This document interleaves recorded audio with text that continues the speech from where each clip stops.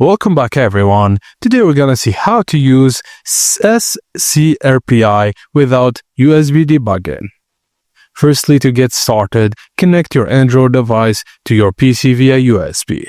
Open the command prompt and type Scrcpy. This device screen should appear on your PC. Now, to a wireless connection setup, first connect your phone via USB. Run the command adb TCP/IP 5555 to switch to TCP or IP mode. Disconnect the USB cable and find your device's IP address in Settings, About Phone, Status, IP address.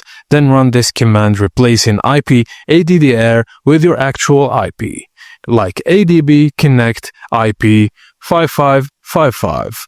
Your device is now wirelessly connected to ADB and no need for USB debugging.